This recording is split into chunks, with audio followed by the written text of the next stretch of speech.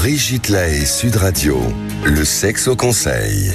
Eh bien, Hélène Vecchiali, je vais revenir sur le chemsex. Vous avez certainement déjà entendu parler de ça, et c'est important de savoir ce que c'est, parce que nos ados parfois sont un petit peu emmenés dans des soirées chemsex, et c'est une prise de drogue, notamment durant les rapports sexuels, qui permettent de tenir plus longtemps, d'obtenir plus de jouissance, etc., etc. Enfin bref, c'est surtout dans les milieux gays que le chemsex circule à outrance.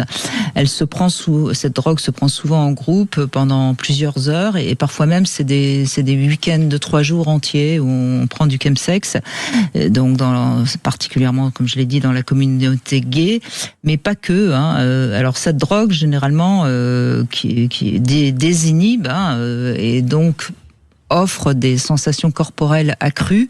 Elle génère une euphorie qui donne aussi ce sentiment d'être fusionnel, d'être reliés tous ensemble, comme si on formait une véritable grande famille, etc. Et on sait qu'en ce moment, beaucoup d'ados ont besoin de trouver une famille au sens fusionnel et de se reconnaître entre eux. Alors ça rend plus endurant, ça permet de rester aussi éveillé, et donc de pouvoir pendant 2-3 jours rester éveillé. Et le chemsex, vous en doutez bien, c'est loin d'être sans risque. D'abord, ça crée une véritable emprise sur la vie sexuelle des utilisateurs, qui vont donc faire un peu n'importe quoi et pouvoir peut-être après avoir honte ou se sentir coupable, ou voire même subir des abus.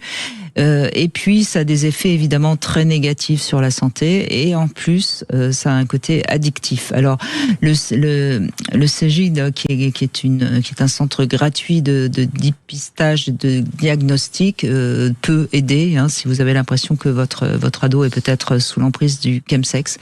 Voilà, c'est bien de rappeler qu'il existe de plus en plus de drogues, et qu'elles sont forcément nocives, à la fois pour le psychisme et pour la santé.